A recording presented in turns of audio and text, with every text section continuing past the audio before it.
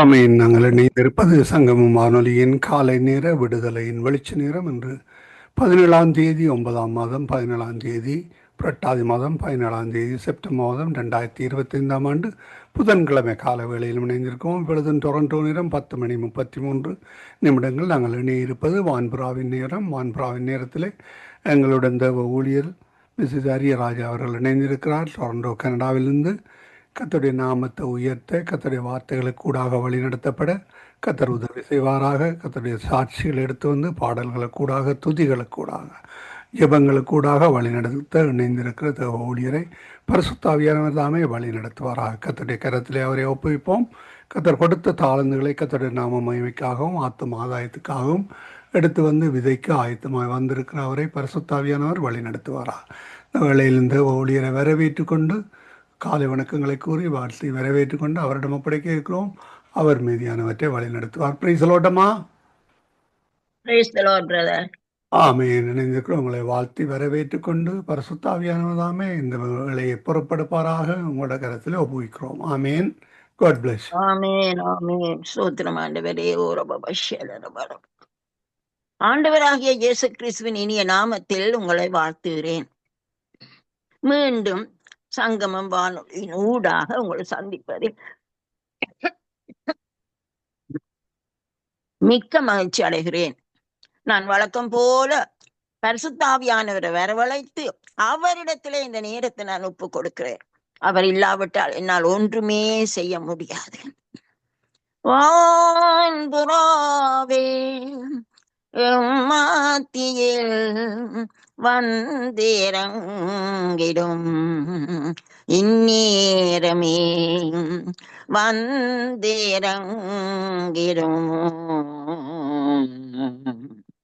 வரம் தாருமே வானபரனே வந்தாளுமே இந்நேரமே வரம் தாருமே.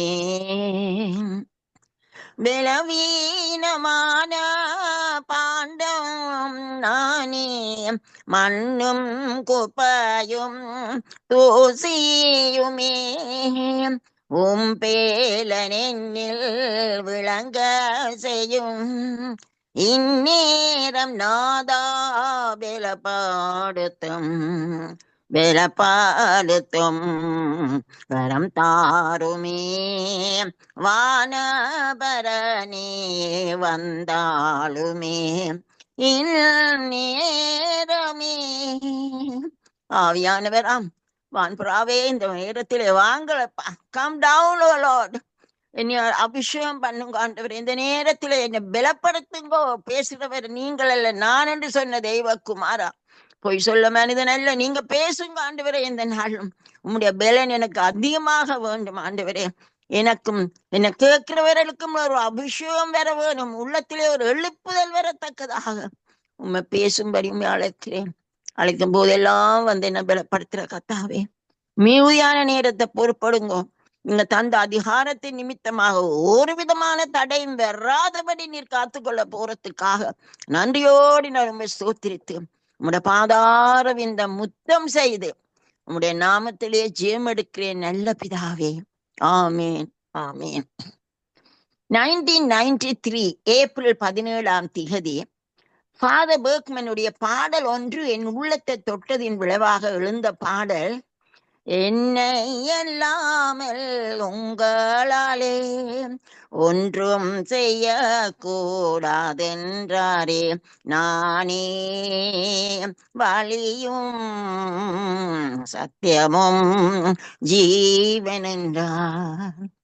இந்த பாடல் அங்கே நாங்கள் பார்க்கிறோம். என்னை அல்லாமல் உங்களால் ஒன்றும் செய்யக்கூடாது என்பதை யோவான் 15ஆம் அதிகாரத்தின் 5ஆம் வசனத்தின் கடைசி பாகத்திலே இயேசுதாமே சொல்லுகிறார். என்னை அல்லாமல் உங்களால் ஒன்றும் செய்ய முடியாது. உண்மையே உண்மை. அவர் இல்லாவிட்டால் நான் ஜீரோ. ஆனா அவர் வரும் பொழுது நான் பலனடைந்து எல்லாவற்றையும் செய்ய எனக்கு பவுல அப்போஸ்தலன் சொன்னது போல என்ன பலப்படுத்துற கிறிஸ்துவினால் எல்லாம் செய்ய பலன் உண்டு என்று அந்த நிச்சயத்தில் தான் நான் இந்த நாளும் எழுந்து நிற்கிறேன். கர்த்தருக்கே மகிமை. ஹோரபபஷத்தால் நன்றி இயேசு சுவாமி. இன்னும் வேதாகமத்தில் யோவான் 14 6ஆம் வசனம், அங்கே வேதாகமத்தில் உள்ள எல்லா வசனங்களிலும் இது முக்கியமான வசனங்களில் ஒன்றாக இருக்கிறது. அங்கே யோவான் 14 நாங்கள் வாசிக்கிறோம், இயேசு பிதாவிடம் போறதுக்கு காலம் வந்து விட்டதுன்னு அறிந்த உடனே பிள்ளைகளுக்கு சொல்லுறார், சீஷ பிள்ளைகளுக்கு, உங்களுடைய இருதயம் கலங்காதிருப்பதாக, தேவனிடத்தில் விசுவாசமாயிருங்கள், என்னிடத்திலும் விசுவாசமாயிருங்கள். என் பிதாவின் வீட்டில் அநேக வாசஸ்தலங்கள் உண்டு, அப்படி இல்லாதிருந்தா நான் உங்களுக்கு சொல்லி இருப்பேன். நான் போய் உங்களுக்கு ஒரு வாசஸ்தலத்தை ஆயத்தப்படுத்தி உங்களை வந்து கூட்டி கொண்டு போவேன். அப்ப நான் போய் உங்களுக்கு ஆயத்தம் பண்ணி உங்களை கூப்பிட்டேன். அப்ப அவர் சொல்றேன், நான் போகிற இடத்தை அறிந்திருக்கிறீர்கள், வழியையும் அறிந்திருக்கீங்கள் சொல்ல, உடனடியாக தோமா சொல்றார், ஆண்டவரே, நீர் போற பாதையை நாங்கள் எப்படி அறிவோம்? ஒன்றும் அறிய மாட்டோம், வழியை நாங்கள் எப்படி அறிவோம் என்று கேட்கிறார். அப்பொழுது இயேசு சொல்லுகிறார், நானே வழியும் சத்தியமும் ஜீவனுமாய் இருக்கிறேன், என்னை அல்லாமல் ஒருவனும் பிதாவிடத்தில் வரான். அப்ப இயேசு திட்டம் தெளிவா சொல்லி போட்டார், ரட்சிப்பின் வழி பிதாவிடத்துக்கு நாங்கள் போக வேண்டுமே, ஆனால் இயேசு கிறிஸ்துவின் ஊடாகத்தான் நாங்க போகணும். பாவமான மனிதன் ரட்சிக்கப்படுவதற்கு ஒரே ஒரு வழி இயேசு கிறிஸ்து. அவரிலே விசுவாசம் வைக்கும் பொழுது நாங்கள் ரட்சிப்பை அடைகிறோம். அதுதான் இயேசு சொல்ற, நான் தான் வழி என்று சொல்லுகிறார். அங்கே அப்போஸ்தலர் 3ஆம் அதிகாரத்திலே நீங்க வாசிக்கும் பொழுது, அங்கே யோவானும் பேதுருவும் யோவானும் அலங்கார வாசல் அந்த ஆலயத்துக்கு போய் கொண்டிருக்கும் பொழுதும், அந்த ஆலயத்தின் வாசல்ல பிறவி சப்பானி ஒருவன் இருக்கிறான், தாயின் வயிற்றிலிருந்து சப்பானியா பிறந்தவன். அவன் அதை ஏதோ போதும் பிச்சை கேட்பான். அப்ப பேதுரும் யோவானும் வேற கேட்கிறான். பிச்சை கேட்க வந்த பொழுது பேதுரு சொல்றார், வெள்ளியும் இல்லை, வெள்ளியும் இல்லை, பொன்னும் இல்லை, என்னிடம் உள்ளது இயேசு நாமம், இயேசுவின் நாமத்தில் ஜெயம் எடுத்தேன். இது எனக்கு ஆண்டவர் கொடுத்த பாட்டு. அவன் சொல்லுறான், பேதுரு சொல்றான், எங்கள்ட்ட வெள்ளியும் இல்லை, பொண்ணும் இல்லை, எங்களை விட்டுப்பார், இயேசு நசரேயனாகிய இயேசுவின் நாமத்தில் என்று தூக்கி விட்டவுடனே அவன் எழுந்து நடந்து பெரிய ஒரு அற்புதம் அங்கே நடந்தது.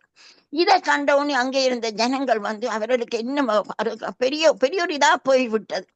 ஆகவே அவர்கள் ஓடி வருகிறார். அங்க நாங்கள் பார்க்கிறோம், அங்கே பின் இந்த ஜனங்கள் ஓடி என்ன நடந்ததுன்னு கேட்கும் பொழுது பேதுரு சொல்லுகிறார், நீங்கள் ஏன் இதை குறித்து சந்தேகப்படுகிறீர்கள்? இது நாங்கள் ஒன்றும் செய்யவில்லை, இயேசு கிறிஸ்து நாமம் என்று சொல்லி கூறித்தான் என்று நாங்கள் அவனுக்கு சுஸ்தம் இயேசு நாமத்திலே கிடைச்சது என்று சொல்லி இதை சொல்லி கொண்டிருக்கிறார். அப்பொழுதுதான் அவர் அங்கே அப்படி சொன்ன பொழுது பேதுரு சொல்ற 4ஆம் அதிகாரத்தின் 12ஆம் வசனத்திலே, அவராலே அன்று வேறொருவராலும் ரட்சிப்பில்லை, நாம் ரட்சிக்கப்படும்படிக்கு வானத்தின் கீழங்கும் மனுஷருக்குள்ளே அவருடைய நாமமே அல்லாமல் வேறு நாமம் கட்டளையிடப்படவில்லை என்று சொல்றான். அந்த பிரசங்கத்திலே 5000 பேர் அங்கே ஒரே நாளில் ரட்சிக்கப்பட்டார்கள். பாருங்க, இயேசுவை மறுதலித்த பேதுரு இப்போ அவன் அந்த 2ஆம் அதிகாரத்திலே உள்ள பரிசுத்தாவியானவர் வல்லமை அவளுக்குள் வந்ததில இருந்து அந்த அவனுடைய பிரசங்கம் பாருங்க, இப்படி கோழையா இருந்தவரை ஆண்டவர் இவ்வளவு பலப்படுத்தியிருக்காங்க. சொல்லப்படுகிறது, ஆவியானவர் வரும்பொழுது நீங்கள் பலனடைந்து சாட்சிகளாயிருப்பீர்கள் என்று. எவ்வளவு உண்மை என்றதை பாருங்க, உங்களுடைய வாழ்க்கை என்னுடைய வாழ்க்கையிலும் எவ்வளவு உண்மை என்பதை நான் உங்களுக்கு சொல்லுகிறேன். 1 தீமோத்தேயு 2:5 சொல்லுது, தேவன் ஒருவரே, தேவனுக்கும் மனுஷனுக்கும் மத்தியஸ்தரும் ஒருவரே. அங்கே என்ன, இயேசு கூடாகத்தான், அவர் இயேசுதான் மத்தியஸ்தர், இஸ் மீடியேட்டர், நடுவுக்குள்ள இருந்து எல்லாத்தையும் செய்கிறவர் என்று சொல்றார். இன்னும் எபிரேயர் 10:19-20 பவுலான், ஆகையால் சகோதரரே, நாம் பரிசுத்த ஸ்தலத்தில் பிரவேசிப்பதற்கு இயேசுவானவர் தமது மாம்சமாகிய திரையின் வழியாய் புதிதும் ஜீவனுமான மார்க்கத்தை நமக்கு உண்டு பண்ணினபடியால் அந்த மார்க்கத்தின் வழியே பிரவேசிப்பதற்கு அவருடைய ரத்தத்தினாலே நமக்கு தைரியம் உண்டாயிருக்கிறபடி.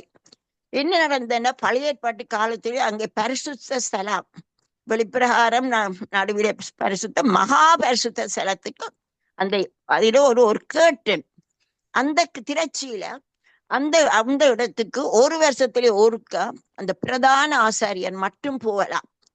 அவர் என்ன, ஒரு மிருகத்தின் ரத்தத்தை எடுத்துக்கொண்டு தன்னுடைய பாவத்துக்காகவும் ஜனங்களுடைய பாவத்துக்காகவும் அங்கே போற. This happens every year after year, வருஷம் நடக்குது. ஆனால் இயேசு கிறிஸ்து அதான் அங்க சொல்லப்படுகிறது, இயேசுவின் மாம்சமாகிய திரையின் வழியா, இயேசு இப்ப மரித்ததினாலே அவருடைய மாம்சம் கிழிக்கப்பட்டு அந்த திரைச்சியில கிழிக்கப்பட்டு இப்பொழுது எங்களுக்கு பிரதான ஆசாரியர் தேவையில்லை. நாங்களே நேரடியாக ஆண்டவருடைய பிரசன்னத்துக்குள் மகா பரிசுத்த ஸ்தலத்துக்குள் நாங்கள் பிரவேசிப்பதற்கு இயேசுடைய இரத்தம் எங்களுக்கு தைரியத்தை கொடுத்து எங்களுக்கு அதை விளக்கு இருக்கிறது என்பதை நாங்கள் இங்கே விளங்கிக் கொள்கிறோம். அடுத்ததாக சங்கீதம் 37:5 தாவீது சொல்லுறான், உன் வழியை கர்த்தருக்கு ஒப்புவித்து அவர் மேல் நம்பிக்கையாயிரு, அவரே காரியத்தை வாய்க்க பண்ணுவார். 55 சங்கீதம் 22 தாவீது சொல்றான், கர்த்தர் மேல் உன் பாரத்தை வைத்து விடு, அவரதுல உன்னோட வழியை கொடு, உன்னை சரண்டர் பண்ணு. பேதுருவம் 1 பேதுரு 5:7 சொல்றார், அவர் உன்னை விசாரிக்கிறபடியால் கவலைகள் எல்லாவற்றும் அவர்கிட்ட வச்சு அவருடைய வழியிலே நீ எல்லாம் நம்பிக்கையாயிருக்கு சொல்லப்படுகிறது. சங்கீதம் 32:8 தேவன் தாமே சொல்றார், கர்த்தர் சொல்லுகிறார், நான் உனக்கு போதித்து நீ நடக்க வேண்டிய வழியை உனக்கு காட்டுவேன், உன்மேல் என் கண்ணை வைத்து உனக்கு ஆலோசனை சொல்லுவேன். இதுக்கு மேலால் எங்களுக்கு என்ன வேணும்? என்று ஆண்டவர் தாமே எனக்கு சொல்லுகிறார், நான் உனக்கு ஆலோசனை சொல்லுவேன், உனக்கு நானே போதிப்பேன், வேறு ஒரு போதகர் வேறு உனக்கு தேவையில்லை, நீ போக வேண்டிய வழியை நான் காட்டுவேன். அப்ப நான் என்ன செய்ய வேணும்? என் மேல் கண்ணை வைத்திருக்கிறார், அவருடைய கண் என்னை விட்டு விலக மாட்டுது. எவ்வளவு ஒரு பெரிய ஒரு பிரிவிலேஜ் என்று ஆண்டவர் என்ன, அவற்றை கண் என் மேல் இருந்து அவரே என்னை நடத்துகிறார். இம்மட்டும் இந்த நிமிஷம் மட்டும் அவர் தான் நடத்துகிறார். அங்கே ஒரு விதமான பிசகும் வராது. கர்த்தர் எவ்வளவு அருமையா எங்களுக்கு அது வசனத்தை தந்து எங்களை வழி நடத்துறார். இன்னும் தாவீது 143:8 சொல்றார், அதிகாலையில் உமது கிருபையை கேட்க பண்ணும், உம்மை நம்பி இருக்கிறேன், நான் நடக்க வேண்டிய வழியை எனக்கு காண்பியும் என்று சொல்றார். நாங்களும் கேட்கணும், ஆண்டவரே நான் உங்களையே நம்பி இருக்கிறேன், நான் நடக்க வேண்டிய வழியை எனக்கு காட்டி தரும், நான் அந்த வழியிலே நடப்பேன் என்று நாங்க சொல்ல வேணும். அங்கே நீதிமொழி 14:12 16:25 ஒன்றைத்தான் சொல்லுகிறது, மனுஷருக்கு செம்மையாய் தோன்றுகிற வழி உண்டு, அதன் முடிவோ மரண வழி. மனுஷன் நினைப்பான், ஓஹோ இதுதான் சரியான வழி, ஆனால் அவனுடைய வழி கர்த்தருடைய வழி இல்லாவிட்டால் அது மரண வழிகள். So the choice is yours. நாங்கள் தான் எங்களுடைய தெரிவு. We must choose சரியான வழி. அங்கே இடுக்கமான வழிகளால் போற கஷ்டம்தான். எல்லாரும் அதிகமானவர் விசாலமான வழியைத்தான் தேர்க்கிறாரு. நோவே அந்த இடுக்கமான வழி, அதிலே முள் இருக்கும், கல்லிருக்கும், குத்தும் கிளிக்கும், ஆனாலும் அந்த வழியை நாங்கள் எப்பொழுதும் தெரிந்து கொள்ள வேண்டும். இந்த ரட்சிப்பை குறித்து எனக்கு ஒரு சாட்சி உண்டு. இந்த காலையிலே தான் ஆண்டவர் அது எனக்கு ஞாபகப்படுத்தினேன். அன்றைக்கு காலையில ஜெபித்த பொழுது அங்கே 1998 மார்ச் மாதத்திலே மோகனாண்டு ஒரு ஹிந்து ஒரு யங் கேர்ள் அந்த வாலிப பிள்ளைக்காக ஒரு சுவமில்லாமல் இருக்கிறாள் என்று சொல்லி எங்களை ஒரு சுகி என்ற ஒரு சகோதரி அனுப்பினார். அங்கே சரியான வியாதியாத்தான் அவ இருந்தால் அங்கே போய் நாங்கள் இயேசு கிறிஸ்துவின் ரட்சிப்பின் செய்தியை கூறின உடனே அவருக்காக நாங்கள் இயேசுன்ற ஞாபகத்தில் ஜெபித்தது. மோகனா இயேசு கிறிஸ்துவை தான் சொந்த இரட்சகராக ஏற்றுக்கொண்டார். உடனடியாக தன் கையிலே உள்ள நூலை வெட்ட சொல்லி வெட்டி விட்டாச்சு. அடுத்த நாள் நாங்கள் அங்கே போன பொழுது அந்த ஹிந்து படங்கள் எல்லாம் சிவரை பார்த்து கொண்டிருக்குது, எல்லாத்தையும் திருப்பி விட்டாச்சு. அந்த சகோதரியினுடைய ஆத்துமா அங்கே ரட்சிக்கப்பட்டது, அவள் குணப்பட்டாள். ஆனால் நோயின் கொடுமை இருந்தது, அதையும் சகிக்கிறதுக்கு கர்த்தர் அவளுக்கு கிருபை கொடுத்தார். ஒரு நாள் நாங்கள் ஜெபிச்சு கொண்டிருந்த வேளையிலே மோகனா சொல்றாள், எனக்கு ஆண்டவர் ஒரு விஷனை கொடுக்கிறார். என்னென்றால் ஒரு பெரிய ஒரு நெடுஞ்சாலையிலே மோகனா தான் தனியே நிற்கிறாளாம். இயேசுவே நீர் என்னை அழைத்து செல்லும் என்று மோகனா தான் கூறினதாக தரிசனம். 20 நாட்கள் நாங்கள் அவன் வீட்டை போய் ஒவ்வொரு நாளும் நாங்கள் ஜெபித்து அவளை இன்னுமா கர்த்தருக்குள்ளே வழி நடத்தி கொண்டிருந்தோம். ஆனாலும் என் வழிகள் உங்கள் வழிகள் அல்ல, நினைவுகள் உங்கள் நினைவுகள் அல்ல என்று சொன்ன ஆண்டவர் என்ன செய்கிறார்? 20 நாட்களின் பின் ஏப்ரல் 9 மோகனாவை தேவன் தன்னிடமாக சேர்த்து கொண்டார். எங்களுக்கு கஷ்டமா இருந்தது. ஐயோ இந்த பேரண்ட்ஸ் இது எப்படி அக்செப்ட் பண்ணுவார்கள்? சரி, அவளுடைய தம்பியும் தங்கச்சியும் இந்தியாவில படிக்கிறபடியால் வர வேணும்னு சொல்லி அவளுடைய பொடியை வச்சிருந்தார்கள் கரவட்டி. எங்களுக்கும் ஒவ்வொரு நாளும் எங்களுக்கு கஷ்டமா இருந்தா. ஆகவே நாங்கள் அங்கே சென்ற பொழுது அவர்கள் சொன்னார்கள், அந்த போதரிடம், அந்த சபை போதரிடம் போய் அந்த தகப்பனார் சொன்னாராம், என் மகள், தகப்பனார் சொல்லுறார், இந்த மகள் வந்து இயேசு கிறிஸ்துவை சொந்த இரட்சகராக அவள் ஏற்றுக்கொண்டாள் என்று சொன்னதின் நிமித்தம், அந்த சாட்சியின் நிமித்தமாக அந்த போதர் வந்து மோகனாவை ஒரு கிறிஸ்தவ முறையின்படி அடக்கம் செய்ய ஏற்பாடு செய்யப்பட்டது. அங்கே அது ஒரு வெள்ளிக்கிழமை, நான் நம்புறேன் ஹிந்துஸ் வெள்ளிக்கிழமையில அந்த பாடி எடுக்க மாட்டார், ஐ டோன்ட் நோ. எனிவே ஒரு வெள்ளிக்கிழமை தான் சாட்சி அது நடந்தது. நானும் அந்த கூட்டத்திலே சாட்சி பகரத்தக்கதாக கர்த்தருடைய நாமம் அங்கே அங்கே மகிமைப்பட்டது. அந்த இவர் மோகனா எங்களுக்கு இன்ட்ரடியூஸ் பண்ண சுகி, அவ ஒரு ஒரு ஒரு ஒரு சொப்பனம் கண்டாவா. அங்கே மோகனா வந்து தலையிலே ஒரு கிரீடம் தரித்தவளா, ஒரு பொன்னால் ஆன ஒரு கிரீடம் கிரீடம் தரித்து கொண்டு ஒன்னு பொன்னால் அச்சிரித்த முகத்தோட ஒரு பொன்னால் ஆன ரதத்திலே மோகனா அப்படியே கைய வே பண்ணி கொண்டு சிரிச்சு கொண்டு போறதை கண்டதான். பாருங்க, ஆண்டவர் இவ்வளவு நல்லவர். ஒரு அஷூரன்ஸ் தட் யூ மோகனா இஸ் வித் த லார்ட். கத்தருக்கே மகிமை, ரட்சிப்பு வந்து கத்தருடையது. இப்படித்தான் நாங்கள் ஆண்டவர் போறதுக்கு ஒரே ஒரு வழி, ரட்சிப்பின் வழி. எங்களுக்கும் அந்த கடமை இருக்குது. நாங்கள் மற்றவர்களுக்கு இதை நாங்கள் சொல்லிக் கொடுக்க வேண்டும். அடுத்தது யோபு சொல்லுறான் 23:10 31:4.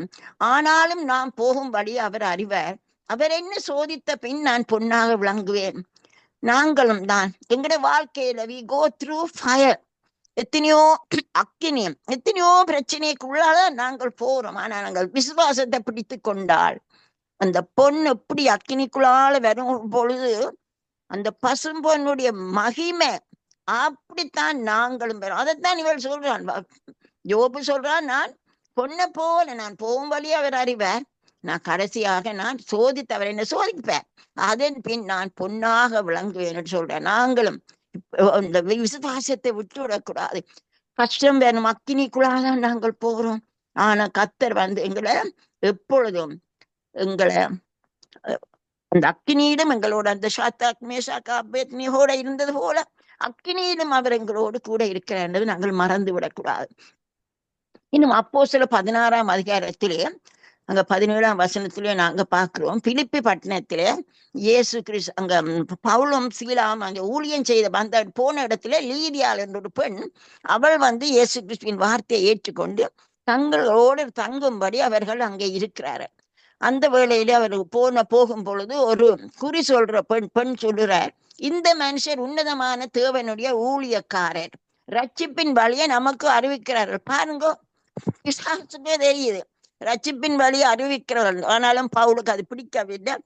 அவள் அந்த ஆவியை அகற்றி விட்டுட்டாள். அதன் நிமித்தமாக அவளுடைய மாஸ்டர் தங்களுடைய கஷ்டங்களை கண்டு இவரை பிடித்து 2 பேரையும் பிடித்து பவுலையும் சீடாவையும் அங்கே பிலிப்பியிலே உள்ள ஜெயிலே போட்டாச்சு, சிறைச்சாலையிலே அவர் இருக்கிறார்கள். அந்த இடத்துல நான் முழுதும் டீட்டெயிலா சொல்ல எனக்கு இயலாது. அவர்கள் குதித்து கொண்டிருக்கிறார்கள். ஆனால் திடீரென்று அசைகிறது, அஸ்திபாரம் அசைஞ்சு கதவு திறக்கப்பட்டு இவர்கள் வெளியே வரத்தக்கதாக. இவர்கள் வெளியே வந்த உடனே இவன் நித்திரியா இருந்துட்டான் அந்த ஜெயிலர். அவன் முழிச்சு காணையிலேயே தன்னை கொள்றதுக்கு போறான். இனி போக ஒன்றும் செய்யாத, நாங்கள் இங்கதான் இருக்கிறோம். அப்ப ஓடி வந்து கேட்கிறான், ரட்சிக்கடவன் நான் என்ன செய்ய வேணும்? அப்பொழுது அவர்கள் ரட்சிப்பின் வழியை கொடுத்து இந்த ஒரு முழு குடும்பம் பாருங்க, ஒரு ஆள் ரட்சிக்கப்பட்டா முழு குடும்பத்துக்கும் ரட்சிப்பு, முழு குடும்பம் ரட்சிப்படைந்து ஞானஸ்நானம் அடைத்தார்ன்னு பாக்குறோம். எனக்கும் ஆண்டவர் பாட்டு, வழி நடந்திட சித்தம் செய்திட உம்மாவி தந்தீரையா, சாயலாய் மாறிய நான் உம்மோடு ஜீவித்திட, நீ நடந்தபடி நானும் நடந்திட, உம்மில் நிலைத்து அன்பில் நடந்திட, நீ காட்டும் பாதையில் நடந்திடவே, என் சிலுவை எடுத்து நடந்திடவே, நடக்க சொல்லி தாரும் இயேசுவே, நாடோறும் உம்முடன் நடந்திடவே, என் கரம் பிடி தென்னை நடத்திடுமே, என்றும் நானும் சித்தம் செய்திடவே, நடக்க சொல்லி தாரும் இயேசுவே. ஆமேன். நாங்கள் கேட்க வேணும், இயேசுவே எனக்கு நடக்க என் கரம் பிடித்து நீர் என்ன நடத்தும், என் சிலுவை எடுத்துக்கொண்டு நடக்க வேணும், அதை நாங்கள் எடுத்துக்கொள்ள வேணும். இன்னும் ஒரு பாட்டு எனக்கு தந்த, ஏசப்பா ஏசப்பா ஏசப்பா உம்மை அழைக்கின்றேன், நான் போகும் பாதை கடினமாமே, ஆனால் நீ கூட வருகின்றீ. மெய்யாக நாங்கள் போற பாதை ஒரு கடினமான பாதை, ஆனால் இயேசு எங்களோட கூட வரும் பொழுது எங்களை அதை ஈஸியாக எங்களுக்கு இருக்கும்.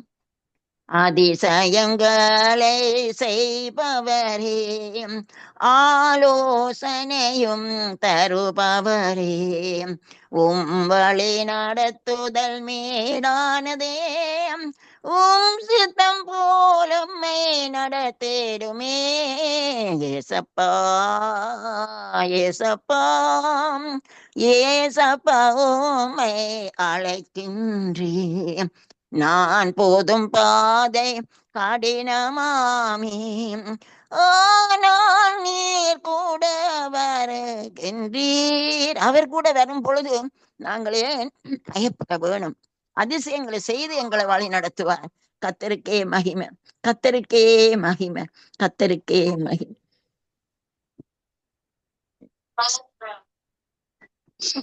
இன்னும் நாங்கள் பார்க்கிறோம் அங்கே ஏசாயா 30:21, நீங்கள் வலதுபுறமாய் சாயும் போதும் இடதுபுறமாய் சாயும் போதும் வழி இதுவே, இதில் நடவுங்கள் என்று உங்களுக்கு பின்னாலே சொல்லும் வார்த்தையை உங்கள் காதுகள் கேட்கும். நாங்கள் எங்களுடைய இயர் எப்பொழுதும் ட்ரெயின்டா ஓப்பனா, கத்தர் எப்பொழுதும் பேசிக்கொண்டே இருக்கிறார். ஆகவே எங்களுக்கு வழி தெரியாமல் இருந்தால் கத்தர் அவர் எப்பொழுதும் பேசுவார். நீ போற பாதிர நான் உன்னோடு இதுதான் வழி, இந்த பக்கம் திரும்பு அந்த பக்கம் திரும்பு என்று எங்களை நடத்துறது அவரோடு நாங்கள் நடக்க வரோம்.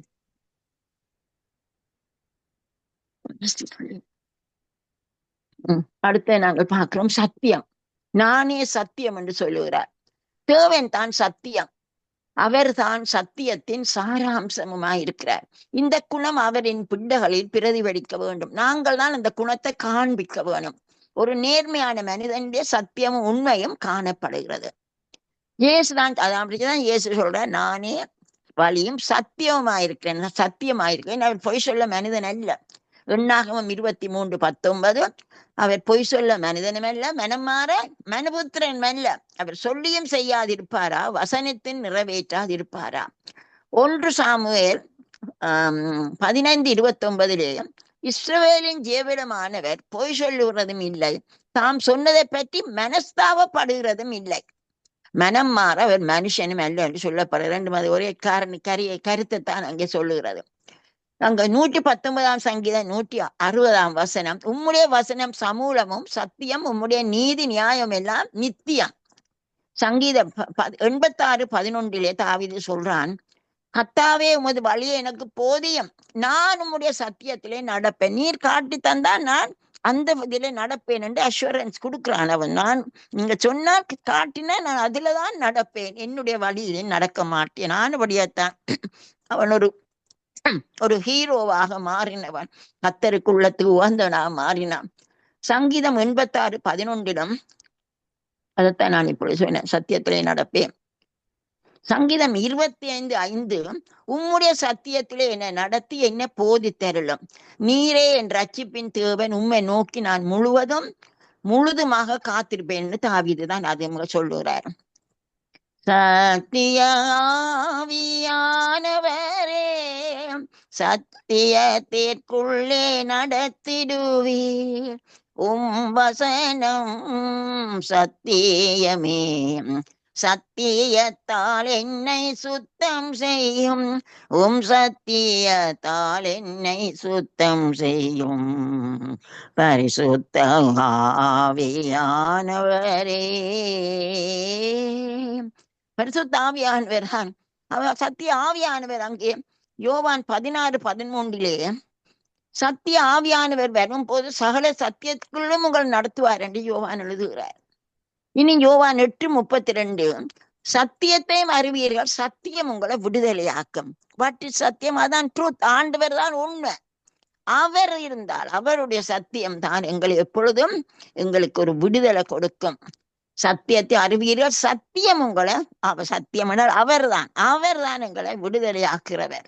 இனி நாங்கள் யோவான் 18:37 அங்கே பிலாத்துக்கு முன்னாக இயேசுவை கொண்டு வந்து வச்ச பொழுது இயேசுக்கு அப்ப பிலாத்து கதைத்த பொழுவன் சொல்லுறான், அப்படியானா நீ ராஜாவோ? இயேசு அதுக்கு பிரதியுத்தரமா சொல்லுற, நீ சொல்லுகிறபடி நான் ராஜா. நான் சத்தியத்தை குறித்து சாட்சி கொடுக்கும்படிதான் நான் பிறந்தேன். இதற்காகவே இந்த உலகத்தில் வந்தேன். சத்தியவான் எவனும் என் சத்தத்தை கேட்கிறார். அங்கே யோவான் 17:17 இயேசு வந்து தன்னுடைய சீச்ச பிள்ளைகளுக்காக அங்க ஜெபிக்கிறார், சத்தியத்தை குறித்து சொல்லி ஜெபிக்கிறார். நான் சொல்றேன், நான் அங்கே மேலே இருந்து நான் கீழே வந்தது இந்த சத்தியத்துக்கு சாட்சியாக இருக்கிற அவர் தான் சத்தியம் என்று நாங்கள் அங்கே அறிகிறோம். அடுத்தது வந்து ஜீவன், மூன்றாவதா நானே வழியும் சத்தியமும் ஜீவனுமா இருக்கிறேன். ஜீவன் சொல்லும் பொழுது அது வந்து life is a gift of God and to be treated with reverence and respect. இது வந்து ஒரு கொடை, கத்திரங்களை கொடுத்தது. நாங்கள் அங்கே ஆதாமுக்கு அவர் சுவாசத்தை ஊதினார் என்று நாங்கள் பார்க்கிறோம். இயேசுதான் எங்களுக்கு ஜீவன். நான் என்னுடைய தாயிலே வயிற்றிலே நான் வர வேண்டும் என்பது இயேசுனுடைய கருவிலே என்னை சேர்ந்து கொண்டார். அவர் தான் எனக்கு மூச்சு தந்து எனக்கு ஜீவன் தந்தவர். ஆகவே இந்த கொடை இதை நாங்கள் மிகவும் பயபக்தியோடும் மரியாதையோடும் நாங்கள் கையாட வேண்டும். ஜீவன் தந்த எங்களுக்கு கர்த்தர் ஒரு கிஃப்ட் வந்து தேவனிடத்திலிருந்து இந்த ஜீவன் எங்களுக்கு வருது. அங்கே ஆதியாகமம் 1:7 பார்க்கிறோம், தேவனாகிய கர்த்தர் மனுபுத்திரனை பூமியின் மண்ணினாலே உருவாக்கி ஜீவ சுவாசத்தை அவன் நாசிலே ஊதினார், மனுஷன் ஜீவ ஆத்மாவானான். அங்க பேதுருவும் நான் சொன்னேன் அந்த 3ஆம் அதிகாரத்திலே அந்த ஜனத்துக்கு சொல்லுற பொழுது சொல்லுகிறான், இந்த ஜீவாதிபதியை நீங்கள் கொலை செய்தீர்கள், அவரை தேவன் மரித்தோர்ந்து எழுப்பினார், அதற்கு நாங்கள் சாட்சி உண்டு. அங்கே அந்த நான் ஏற்கனவே சொன்னேன் அந்த பிரசங்கம், அந்த சப்பானியுடைய சுஸ்தத்தின் பின் அந்த பொழுது பேதுரு இவர்களுக்கு ஜனத்துக்கு சொல்லுகிறார், நீங்கள் இந்த ஜீவாதிபதியை நீங்கள் கொலை செய்து போட்டீர்கள், ஆனாலும் பிதாவானவர் தேவனவரை மரித்தோர்ந்து எழுப்பினார், நாங்கள் சாட்சி. அவர்கள் வந்து இயேசுவின் உயிர்த்தெழுதலுக்கு அவர்கள் சாட்சிகளாயிருக்கிறோம் என்று சொல்லுகிறார்கள். இன்னும் அப்போஸ்தலர் 17:25 எல்லாருக்கும் ஜீவனையும் சுவாசத்தையும் சகலத்தையும் அவர் கொடுக்கிறார் என்று சொல்லுகிறார். அவர் தான் எல்லாவற்றையும் எங்களுக்கு கொடுக்கிற தேவனாக இருக்கிறார். இன்னும் நாங்கள் சங்கீதம் 39:4 என் நாட்களின் அளவு இவ்வளவு என்பது எனக்கு தெரியும். தாவீது கேட்கிறான், ஆண்டவரே எனக்கு ஜீவன் இவ்வளவு காலம் என்று எனக்கு தெரியாது, நீர்தான் என்னுடைய காலத்தை எனக்கு தெரிவியும். பின் இன்னொரு 31 சொல்லுறான் 15ஆம் வசனத்திலே, என் காலங்கள் உமது கரத்தில் இருக்கிறது. ஆமேன், என்னுடைய காலம் எனக்கு தெரியாது, இந்த நிமிஷம் நான் ஜீவனோடு இருக்கிறேன், அடுத்த நிமிஷம் எனக்கு தெரியாது. அவர் அழைக்கிற நேரம். ஆனால் நாங்கள் என்ன செய்ய வேணும்? we must be prepared. அவர் சந்திப்பதற்கு ஆயத்தமா இருக்கணும். நான் எத்தனையோ முறை ஆயத்தத்தை குறித்து சொல்லி இருக்கிறேன். ஆடை அலங்காரம், ரட்சிப்பின் வஸ்திரம் எல்லாவற்றையும் ஆயத்தமா நாங்கள் இருந்தால் அவர் வார நேரம் அவரோட எங்களுக்கு தெரியாது. எங்கள் நாட்கள் இவ்வளவு எங்களுக்கு தெரியாது. அதுதான் தாவீது சொல்றான், இந்த இவ்வளவு நாட்கள் என்பது எனக்கு இருக்கா, நீ சொல்லும் ஆண்டவர் என்றவன் கேட்கிறான். இயேசுவே என் ஜீவனே மதுரமே உம் வார்த்தையே, இயேசுவே என் பாடலே ராகமே நீர் தந்தது, இயேசுவே என் ஜீவனே மதுரமே உம் வார்த்தையே. யோபு 33ஆம் அதிகாரம் 4ஆம் வசனத்துல யோபு சொல்லுறான், தேவனுடைய ஆவியானவர் என்னை உண்டாக்கினார், சர்வ வல்லருடைய சுவாசம் எனக்கு உயிர் கொடுத்தது. யோபு பெரிய கிரேட் மேன். அவருடைய கதையை வாசித்தால் பெரிய ஒரு அற்புதமான ஒரு மனுஷன் அவர். அந்த யோபு சொல்லுகிறான், தேவனுடைய ஆவிதான் என்ன உண்டாக்கினவர், ஆவியானவர் உண்டாக்கி அவர்தான் சர்வ வல்லருடைய சுவாசம் எனக்கு உயிர் கொடுத்தது, கர்த்தர் தான் எனக்கு உயிர் கொடுத்தார் என்று அவன் சொல்லுகிறான். இம்மட்டும் ஜீவன் தந்த கர்த்தாவே உம்மையே நான் பாடிடுவேன், இம்மட்டும் ஜீவன் தந்த கர்த்தாவே உம்மையே நான் பாடிடுவேன். பாட முழுக்க பாட எனக்கு நேரம் இல்லை. Life is precious. அது இந்த ஜீவன் ஒரு ப்ரெஷஸ், ஒரு விலையேற பெற்றது, ஒரு விசேஷமானது. அங்கே வசனம் என்னென்றால், எல்லா மனிதரும் தேவை. ஆண்டவர் எல்லாரையும் தான், கிறிஸ்டியன் ஹிந்து எல்லா மனுஷரையும் ஆண்டவர் தேவ சாயலிலே சிருஷ்டிக்கப்பட்டதால், ஜனம் ஒவ்வொரு மனிதனும் தேவ சாயலில் சிருஷ்டிக்கப்பட்டதால் நாம் தேவனுக்கு வெளியேற பெற்றவர்கள், அவற்றை சைட்டில். அதே போலத்தான் நாங்களும் ஒருவர் இருக்க வேணும். மற்றவர்களை நாங்கள் வெளியேற பெற்றவர்கள். நாங்களும் சில வேலையிடத்தில் மற்றவர்களை கூடாமல் கதைச்சு விடுறோம். ஆனா அது பிள்ளை என்றால் அவர்களும் தேவனுடைய சாயலிலே தான் சிருஷ்டிக்கப்பட்டன. பாவத்தினாலே இல்லாமல் போய்விட்டது ஆதாமுடைய பாவம். ஆனபடியினால நாங்கள் மற்றவர்களையும் மரியாதையாகத்தான் நாங்கள் நடத்த வேணும். மத்தேயு 10:3 சொல்லுது, பயப்படாதிருங்கள், அநேக அடைக்கலாங்குருவிகளை பார்க்கிற நீங்கள் விசேஷித்தவர்கள்.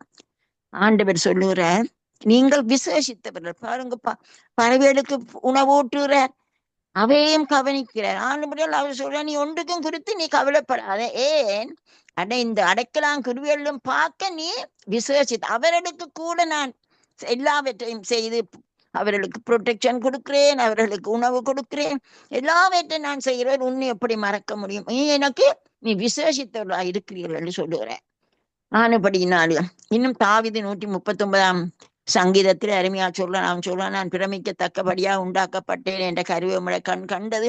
அது அதிசயமான காரியங்களை நீர் செய்தீர் என்று எப்பொழுதும் அறிக்கை பண்றவனாகவே இருக்கிறான். ஆகவே நாங்கள் உங்களுடைய வாழ்க்கை கத்தரிக்காக நாங்கள் வாழ வேண்டும். பவுலப்போஸ்தலன் சொல்றார், பிலிப்பியர் 1:21, கிறிஸ்து எனக்கு ஜீவன், சாவு எனக்கு ஆதாயம். கிறிஸ்து தான் என்னுடைய ஜீவனாக இருக்கிற நாங்கள் பாடுகிறோம்.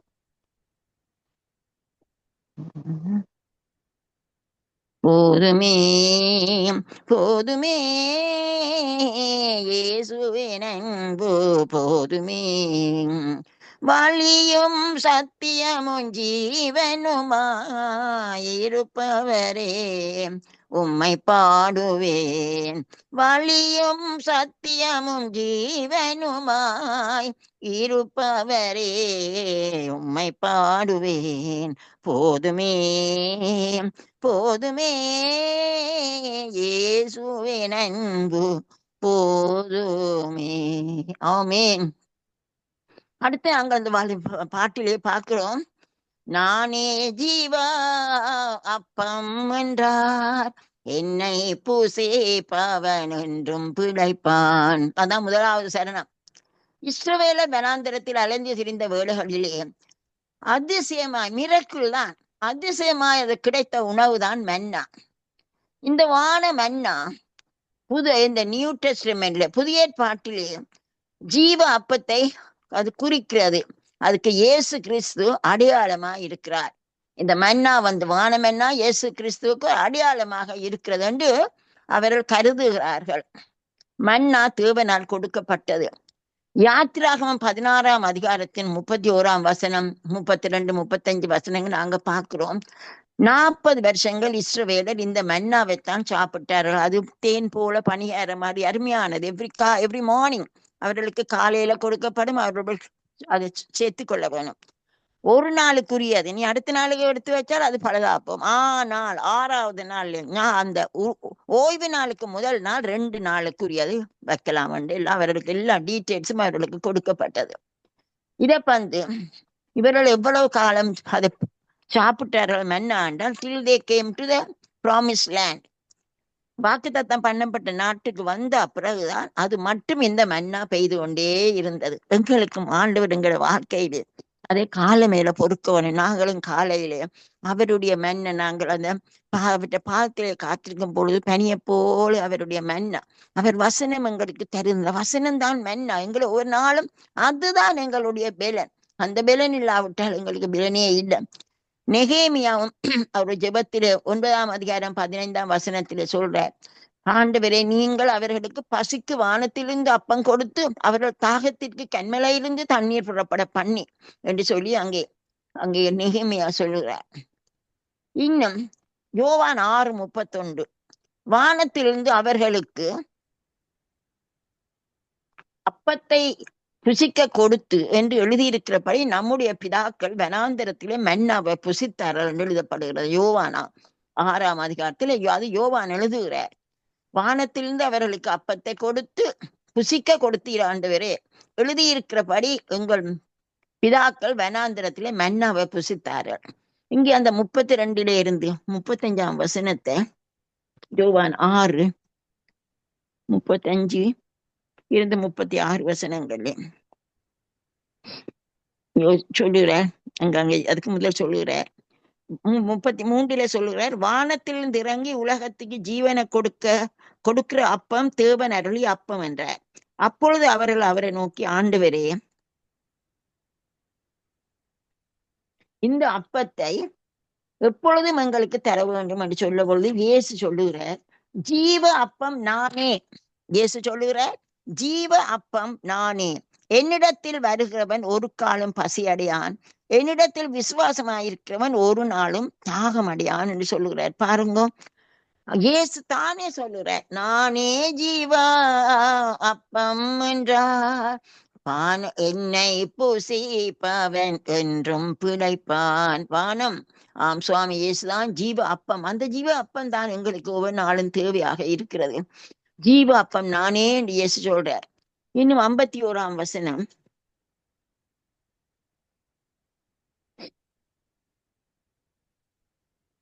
அங்கே சொல்லப்படுகிறது, இயேசு அவர்களை நோக்கி, நீங்கள் மனுஷகுமாரனுடைய மாம்சத்தை புசியாமலும் அவருடைய இரத்தத்தை பானம் பண்ணாமலும் இருந்தால் உங்களுக்குள்ளே ஜீவன் இல்லை என்று மெய்யாகவே உங்களுக்கு சொல்லுகிறேன். மெய்யாகவே டபுள் திருப்பி சொல்லுகிறார்.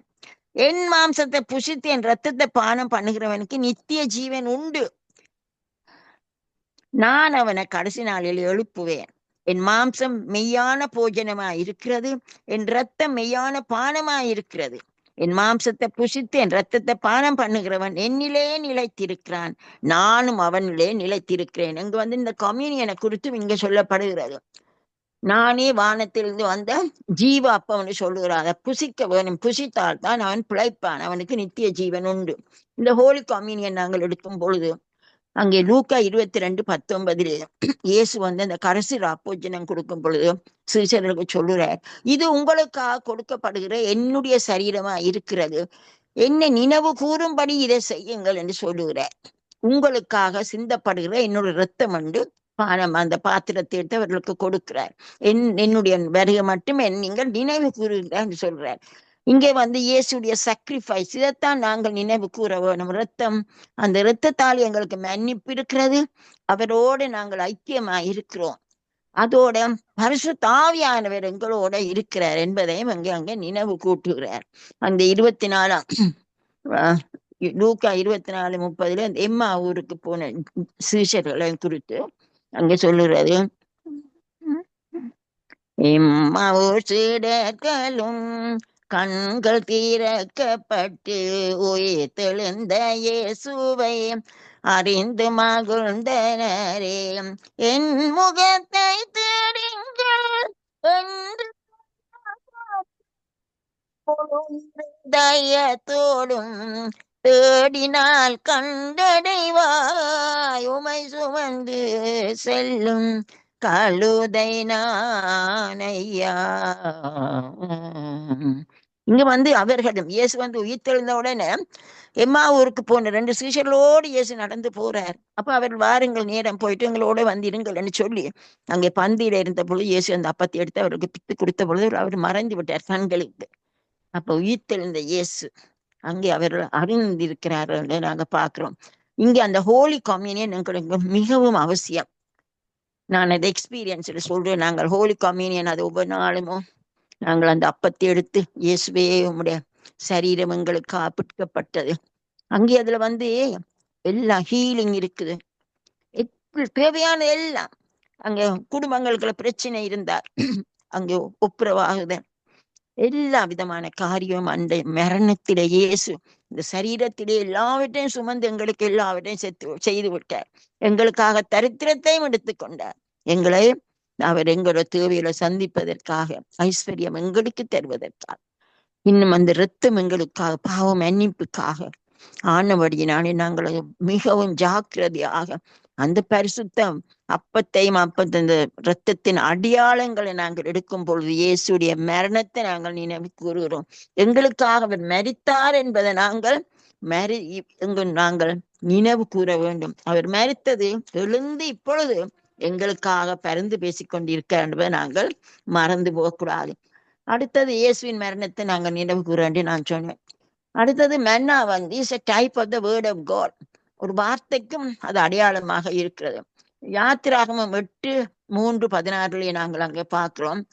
அங்கே மனுஷன் அப்பத்தினால் மாத்திரமல்ல கர்த்தருடைய வாயிலிருந்து புறப்படுகிற ஒவ்வொரு வார்த்தையிலும் பிழைப்பான் என்று இதை நாங்கள் மத்தேயு 4:4 பிசாசானவன் அங்கே கொண்டு போய் இயேசுவை அவர் அவன் பொறுத்த நேரத்துலதான் வருவான். இயேசு 40 நாள் உபவாசம் பண்ணி இப்பொழுது அவருக்கு பசி உண்டான நேரத்துல வருவான். இங்க பேர் இந்த கல்லுகள், நீ மனுஷன், நீ தேவனுடைய குமாரனியானா என்ன செய், உனக்கு இந்த கல்லுகளை அப்பமாக்கு. ஆனால் ஆண்டவர் உடனே அடிக்கிறார். அங்க பழைய ஏற்பாட்டில் இருந்துதான் அதை எடுத்து சொல்லுறார். மனுஷன் அப்பத்தினால் மாத்திரமல்ல கர்த்தருடைய வாயிலிருந்து புறப்படுகிற ஒவ்வொரு வார்த்தையிலும் பிழைப்பான் என்று சொல்லி அதுல ஒரு அடி கொடுத்து அவனை அடக்கி வச்சார். நாங்களும் இப்பொழுது எங்களுக்கு தெரியும், எங்களுக்கு கர்த்தருடைய வாயிலிருந்து புறப்படுகிற இந்த வார்த்தை, அது வார்த்தையில்தான் நாங்களும் பிழைக்கிறோம். மனுஷன் எங்களுக்கு அது அப்பத்தை போல. நான் இப்ப 2 நாள் முந்தித்தான் நான் யோசிச்சேன், 40 நாள் உபவாசம் இருக்கிறார்களே, 21 நாள் எப்படி ஒரு தண்ணி மட்டுமண்டா. அப்ப நான் யோசிச்சேன், அவர்கள் தண்ணியை குடித்து கொண்டு என்ன செய்யறார்கள், சும்மா இருக்கவில்லை. எல்லா நேரமும் ஜெபம் பண்ணல. they must be meditating on the word of God. அந்த வசனத்தை அவர்கள் நான் நினைக்கிறேன் அவர்கள் தியானம் பண்ணியிருக்கும் பொழுது ஆவியானவர் அந்த வசனத்தின் பலன் அதுதான் அந்த 40 நாள் அவர்களை பலப்படுத்தினது. அப்ப சாப்பாடு இல்லை. ஆனால் அதற்கு பிறகு எனக்கு தெரியும், என் கணவன் நான் ஒவ்வொரு நாள் இப்ப ஊழியம் அந்த உபவாசம் செய்தாலும் அதுக்கு பிறகு அங்கங்களை வீட்டுல சுண்டுக்குள்ள எங்களுக்கு விறகு கொத்த வேணும், அது கூட செய்வார். ஈவன் ஆஃப்டர் த ஃபாஸ்டிங் டே. ஏன், ஆண்டவருடைய பாதத்துல இருக்கும் பொழுது அவர் வசனம் தான் எங்களுக்கு உணவாக வருகிறது. வசனம் எனக்கு உணவாக தந்திரண்டு ஆண்டவர் எனக்கு ஒரு பாட்டும் தான் எனக்கு தந்தார். அங்கே ஆசாப்பும் 78 சங்கீதம் 24 2 வசனத்துல பகுதியை சொல்றார், மன்னாவே அவர்களுக்கு ஆகாரமாக வருஷிக்க பண்ணினீர் என்று. ஜனத்துக்கு, இஸ்ரவேல் ஜனத்தை பற்றி தான் அங்கு சொல்லப்படுகிறது. வசனம் எனக்கு உணவாக தந்தீர், ஆவியால் என்னை நடத்துவீர், உம்மையே நம்பி நான் ஜீவித்திடவே, இம்மட்டும் ஜீவன் தந்த கர்த்தாவே, உம்மையே நான் பாடிடுவேன். ஆமென். இம்மட்டும் ஜீவன் தந்த கர்த்தாவே, நான் உண்மையே நான் பாடுவேன்.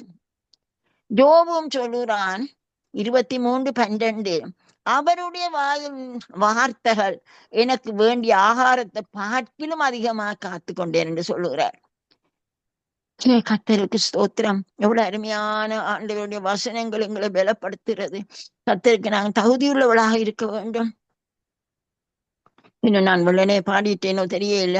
இயேசுவே என் ஜீவனே மதுரமே உம் வார்த்தையே, இயேசுவே என் பாடலே ராகமே நீர் தந்தது, இயேசுவே என் ஜீவனே மதுரமே உம் வார்த்தையே. அது மதுரமாயிருந்தா இன்னும் இன்னும் இன்னுமாய் உட்கொள்ளத்தான் விருப்பமாயிருக்கு. ஆகவே இன்னும் இன்னும் பெறன் பெறும் அவற்றை வசனத்தாரு. அடுத்து சொல்ற, நானே ஜீவ தண்ணீர் என்றார், பானம் பண்ணுகிறவன் தாகம் அடையான். ஜீவ தண்ணீர், தேவன் ஜீவ தண்ணீர் என்று அழைக்கப்படுகிறார்.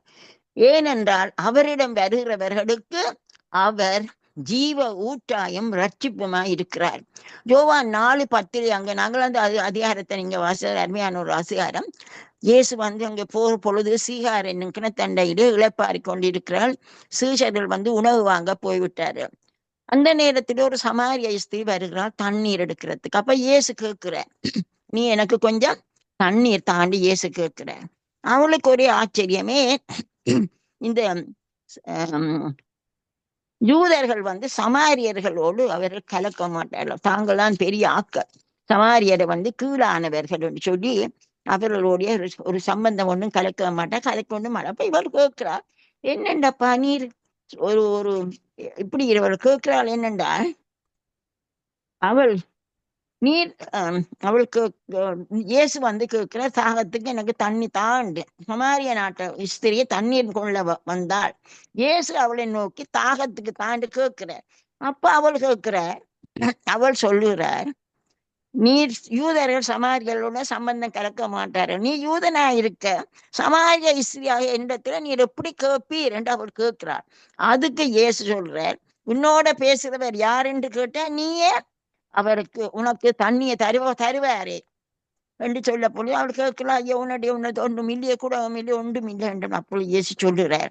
அங்க முதல் சொல்லுறார், உனக்கு ஜீவ தண்ணீரை கொடுத்திருப்ப, நீ கேட்டிருந்தாள்னு சொல்லி. அப்ப ஆண்டவரே எனக்கு அந்த தண்ணி எனக்கு வேணும்னு சொன்ன பொழுது இயேசு சொல்லுறார், நான் இந்த தண்ணிய சாரி இந்த தண்ணியை குடிக்கிறவனுக்கு எப்பொழுதும் தாகம் வரும், ஆனால் நான் கொடுக்கும் தண்ணீரை குடிக்கிறவனுக்கோ ஒரு காலம் தாகம் உண்டாகாது. நான் அவனுக்கு கொடுக்கும் தண்ணீர் அவனுக்குள்ள நித்திய ஜீவகாலமாய் ஊறுகிற நீரூட்டா இருக்கும்னு சொல்லி அங்கே சொல்லுகிறத நாங்கள் பார்க்கிறோம். கர்த்தருக்கு ஸ்தோத்திரம். யோவான் 10 தான் அந்த வசனம் சொல்லப்படுகிறேன். அடுத்து நாங்கள் பார்க்கிறோம் யோவான் 7:37, 38 இந்த பண்டிகை நாள்லயே, அந்த பண்டிகைகள் அவருக்கு எத்தனையோ பண்டிகைகள் இருக்கு. அந்த பண்டிகையின் கடைசி நாள்லயே இயேசு சொல்லுகிறார், பண்டிகையின் கடைசி நாளாகிய பிரதான நாளிலே இயேசு நின்று சத்தமிட்டு, ஒருவன் தாகமாயிருந்தால் என்னிடத்தில் பானம் பண்ண கடவன். வேத வசனங்கள் சொல்லுறபடி என்னிடத்தில் விசுவாசமா இருக்கிறவன் எவனோ அவன் உள்ளத்திலிருந்து ஜீவ தண்ணீர் உள்ள நதிகள் ஓடும் என்று சொல்லுகிறார். அங்கே நாங்கள் விசுவாசமே ஆண்டவரிடத்தில் இருக்கும் பொழுது சொல்றார், எங்கள் உள்ளத்திலேருந்து ஜீவ நதி புறப்படுமா.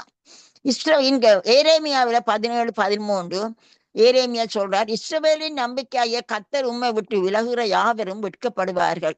அவர்கள் ஜீவனுள்ள தண்ணீரின் ஊற்றாகிய கர்த்தரை விட்டு விலகி போறபடியால் உம்மை விட்டு அகன்று போறவர்களின் பெயர் புழுதியில் எழுதப்படும், அவருடைய பெயர் ஜீவ புஸ்தகத்தில் இராது. ஏன்?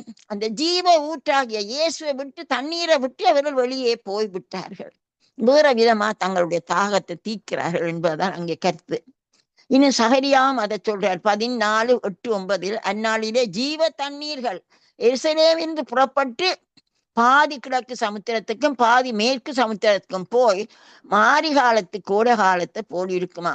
பாருங்க, மாரி காலத்திலும் அங்கே இந்த ஆவியான பற்றி தான் அது கூடுதலா, அந்த ஆவியான ஜீவ தண்ணீராக இருக்கிறபடியினாலே சொல்லப்படுகிறது. இந்த மற்ற அடுத்து இந்த தண்ணீர் என்று சொல்லும் பொழுது அங்க பிரச்சனைகளுக்கும் சொல்லுகிறது. தண்ணீர் அதிகமான பிரச்சனைகள், அஃப்ளிக்ஷன்ஸ்.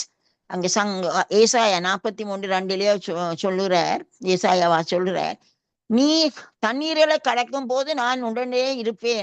ஆண்டவரிடம் வசனம், நீ ஆறுகளை கடக்கும் போது அவைகள் உண்மையில் பிறழுவதில்லை. அக்கினியில் நடக்கும் போது வேகாதிருப்பாய், அக்கினி ஜுவாலை உன் பேரில் பத்தாது.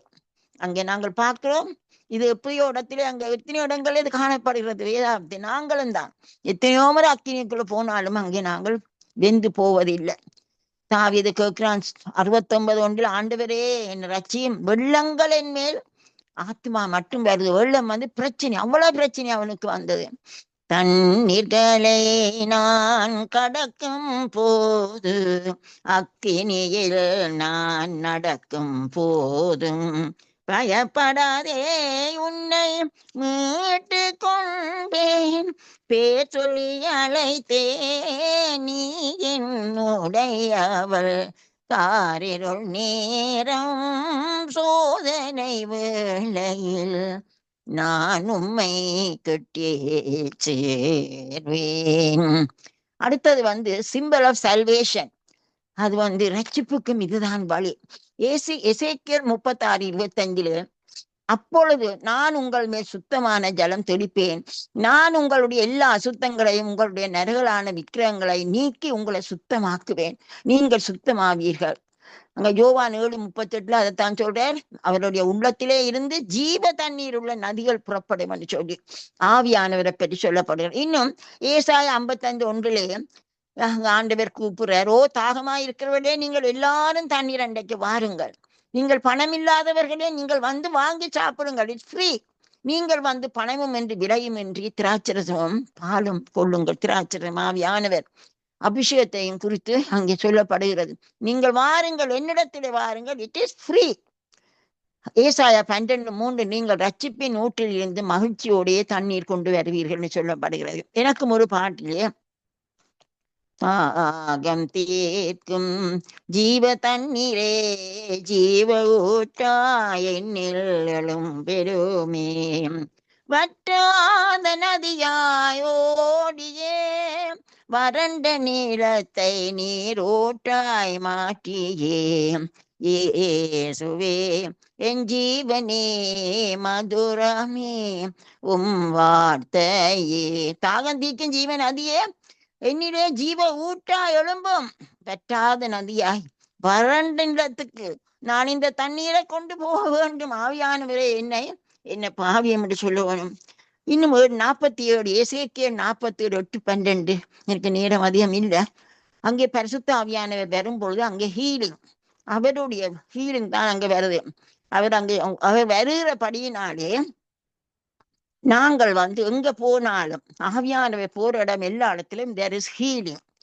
இன்னும் அதை நான் ஏசாயா 35:6-7 சொல்றது, வனாந்தரத்திலே அந்த தண்ணீர்களும் கடும் வழியிலே ஆறுகளும் பாயுமா. இப்பொழுது இந்த ஆவியானவர் வரும் பொழுது அந்த 40 எசேக்கியாலே நாங்கள் பார்க்கிறோம், அங்கே டெட் சி அந்த சாக்கடலுக்குள்ளே அங்கே இப்போ வந்து இந்த ஃப்ரெஷ் வாட்டர் அதுக்குள்ள போறது. இப்ப கண்டுபிடிச்சிருக்காங்க, மீன்களை கண்டுட்டாரு. இப்ப இந்த ரீசெண்டா சவக்கடல்ல ஒரு உயிரும் இருக்காது, அது முழுக்க உப்பு. ஆனால் இப்பொழுதும் அங்கே ஜோர்தானிலே இருந்து அங்கே வருகிற அந்த நதியில் வந்து இங்கே வரும் என்று சொல்லி எசேக்கியேலே அங்க சொல்லப்படுகிறது. அப்பவே ப்ரொஃபஸி வந்து விட்டது. அது இப்பொழுதுதான் அது நிறைவேறுகிறது. இவ்வளவு காலங்களுக்கு பிறகு நிறைவேறுகிறது. அந்த தண்ணி ஜீவ தண்ணி நல்ல தண்ணி வந்து சவக்கடலுக்குள்ள வந்து சேரும் போது இப்ப மீன்கள் அங்க வாசம் பண்ணத்தக்கதா இருக்கிறது. இப்ப கடைசியா எனக்கு என்ற ஒரு நியூஸ் தான் எனக்கு ஒரு இது அனுப்பினால், அதுல அங்க என்ன அங்க டெட் சீடு இப்ப மீனை காணுகிறார்கள், மீன் பிடிக்கிறார்கள், போய் மீன் பிடிக்கிறார்கள் என்று அங்கே நாங்கள் இதிலும் பார்க்கிறோம். அது நடக்கும் என்று சொல்லி எசேக்கியேல் 48:12 பார்க்கிறோம்.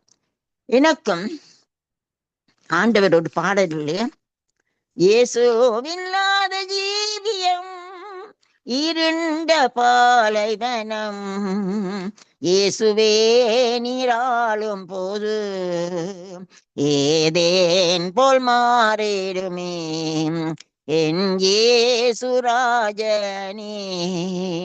எந்த உள்ளத்தில் தங்கிடும், என் இயேசுராஜனே எந்த உள்ளத்தில் தங்கிடும். இதான் ஆவியானவர் எனக்கு கொடுத்த 2வது பாடல். அடுத்ததாக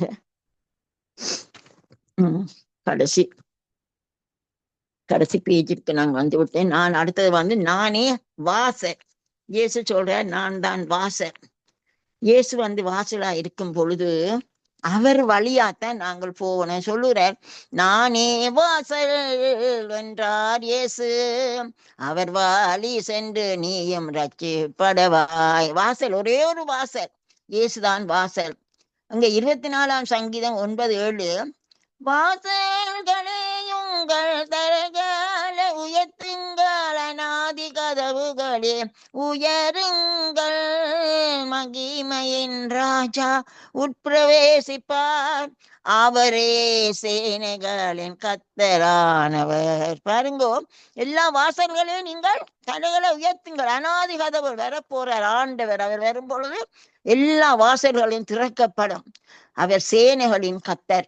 இன்னும் அங்கே வெளிப்படுத்தல் 3:20 இயேசு சொல்றார், வாசற்படியிலே நின்று தட்டுகிறேன், ஒருவன் நாங்கள் தான் திறக்க வேணும். அவர் எங்க வரத்தான் வாஞ்சியா இருக்கிறார். நான் பாடினது போல என் உள்ளத்திலே தங்கும் என்று கேட்டால் அவர் வாசலை திறந்து விட்டார். வந்து அவர் எங்களோடு போஜனம் பண்ணுவார், நாங்களும் அவரோடு போஜனம் பண்ணுவோம். இன்னும் அந்த வாசல்னு சொல்லும் பொழுது அந்த ஆடுகளை வைக்கிற பெண்ணுக்கு ஒரே ஒரு வாசல், அந்த வாசல்ல தான் மேய்ப்பன் நிற்பான். அப்ப ஒரு மிருகமும் ஒருவரும் அங்க வரக்கூடாது. அதான் இயேசு சொல்றேன், நான் அவர்களுக்கு திருடன் கொள்ளாம வருகிறான், நான் அவர்களுக்கு நித்திய ஜீவனை கொடுப்பேன். அவர் தான் எங்களை ப்ரொடெக்ட் பண்ணி எங்களை நித்திய ஜீவனை கொண்டு உள்ளும் புறம்புமா கொண்டு போய் நாங்கள் மேய்ச்சலையும் கண்டறியத்தக்கதா கர்த்தர் எங்களை நடத்துறார் என்று நாங்கள் பார்க்கிறோம். இன்னும் அந்த 5 புத்தி உள்ள கன்னிகைகள் ஆவியானவர் அவரிடம் எண்ணெய் எல்லாம் இருந்தபடியினாலே அவர் உள்ளுக்கு போய்விட்டார்கள். மணவாளன் வந்த உடனே கதவு அடைக்கப்பட்டது, அது ஒரு வாசல். ஆனா இங்கே மற்றவர்களுக்கு அது தட்டியும் திறக்கப்படவில்லை, ஏன் அவர்கள் ஆயத்தமாக இருக்கவில்லை. கடைசியாக எனக்கு நேரம் போய்விட்டது, ஆனாலும் அங்க இயேசு சொல்லுறார், நானே மெய்யான திராட்சை செடி, என்னில் நிலைப்பவன் கனி கொடுப்பான். அங்க யோவான் 15, அது அருமையான ஒரு சப்ஜெக்ட், ஒரு அதிகாரம் என்று நானும் அடிக்கடி சொல்லுவேன். 1-8 வசனங்கள் பார்க்கும் பொழுது எப்படி நாங்கள் செடியில நாங்கள் கொடி, இயேசு மெய்யான திராட்சை செடி, நாங்கள் அவருடைய நிலைத்திருக்க வேணும். நாங்கள் நிலைத்திருக்கிற அவருடைய அன்பிலேயே நிலைத்திருக்கணும் சொல்றார். என்ன எல்லாமே உங்களால் ஒன்றுமே செய்யக்கூடாதே. அந்த நரிஷ்மெண்ட், அந்த வேரிலே இருந்து இந்த நாங்கள் பொட்னியில படிக்கிறோம், ஜைலம் ஒரு குழாய், அதனூடாக அந்த தண்ணி வருகிறது. அந்த தண்ணி அங்கே செடியில இருக்கிற கொடியடுக்கு வருது. அந்த கொடி வெட்டுப்பட்டால் அவுட், அது காஞ்சே போய்விடும். ஆனா அழைத்தது ஆண்டவர் எங்களை கனி கொடுக்கும்படி, நாங்கள் அவருடைய அன்பிலே நிலைத்திருந்து அவரோடே நாங்கள் நிலைத்திருப்போமே, ஆனால் நாங்களும் அவருடைய த நரிஷ்மெண்ட், இயேசுவிடம் இருந்தான் எங்களுக்கு அந்த நரிஷ்மெண்ட், அந்த கீழே இருந்து அந்த நரிஷ்மெண்ட் தண்ணி வந்தது போல நாங்கள் அவரோட ஒட்டி கொண்டிருந்தால் எங்களுக்கும் அந்த அந்த அவருடைய பலன் எங்களுக்கு வரும். ஆகவே நாங்கள் அவரை விட்டு நாங்கள் விலகவே கூடாது. இயேசு அது அருமையான ஒரு ஒரு ஒரு சாப்டர். இயேசு நானே மெய்யான திராட்சை செடி, நீங்கள் கொடிகள் என்று சொல்லுகிறார். நாங்கள் அவரோடு நிலைத்திருக்க வேண்டும். அவரை விட்டு நாங்கள் போனால், நாங்கள் அறுப்புண்டு போனால் அங்கு ஒன்றுமே இல்லாமல் போயிடும். என்னில் நிலைத்திருங்கள், நானும் உங்களில் நிலைத்திருப்பேன். ஆனால் நீங்கள் என்னோடு நிலைத்திருந்தால் மிகுந்த கனிகளை கொடுப்பீர்கள். என்னை அல்லாமல் உங்களால் ஒன்றும் செய்யக்கூடாது. இயேசுவில நாங்கள் நிலைத்திருக்க வேண்டும். இதுதான் நாங்கள் கடைசியாக அவர் எங்களுக்கு சொல்லுகிறார், நாங்கள் அவரிலே நிலைத்திருக்க வேணும். இயேசுவே மெய்யான திராட்சை செடி, நான் அவர் கொடி அன்றோ, அவர் அன்பில் நான் என்றும் நிலைத்திருந்து கனிகளை கொடுத்திடவேன். இயேசரே நான் உந்தன் பிள்ளை அன்றோ, என்னை முட்டும் தந்தேன் ஐயா. நான் என்ன முற்றும் ஆண்டவரிடம் கொடுத்து அவரோடு ஒட்டி இருக்கும் பொழுது நானும் கனி கொடுப்பேன். அங்கே கலாத்தியர்ல சொல்லப்பட்ட 9 கனியும் எல்லாம் ஒரே கனி, 9 குணாதிசயங்கள். இன்னும்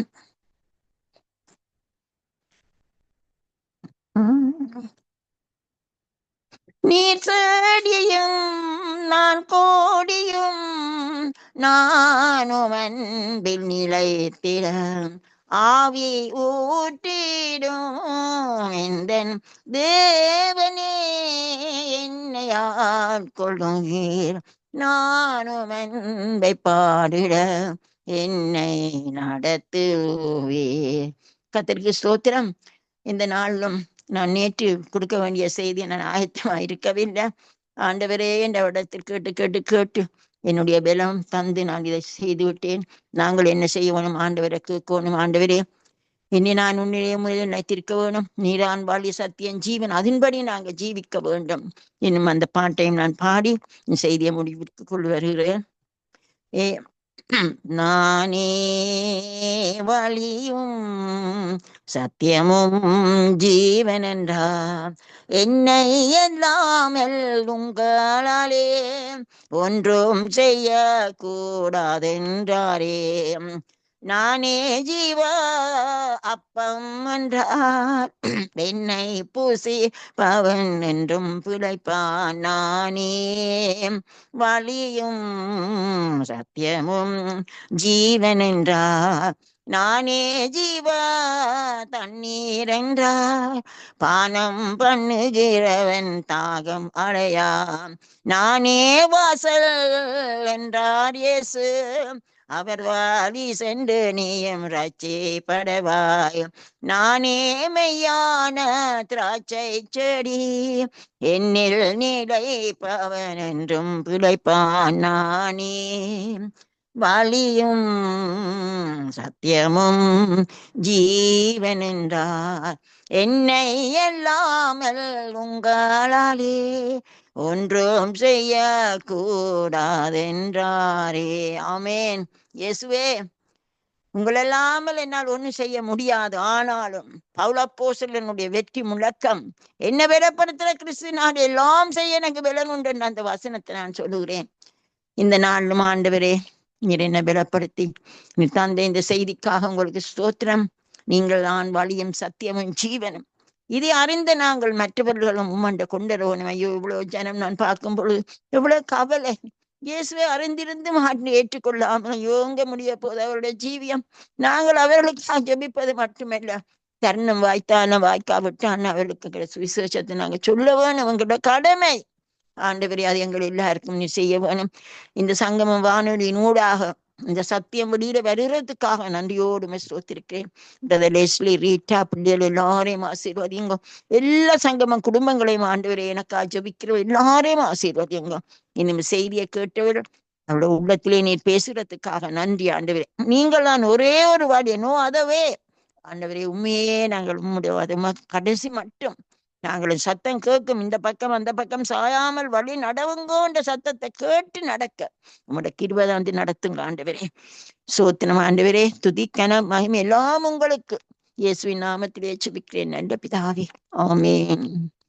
பிதாவுக்கும் குமாரனுக்கும் பரிசுத்த ஆவிக்கும் சோத்திரம் உண்டாவதாக, ஆதியிலும் இப்பொழுதும் எப்பொழுதுமான சதா காலங்களிலும் உண்டாவதாக. ஆமேன், ஆமேன், ஆமேன்,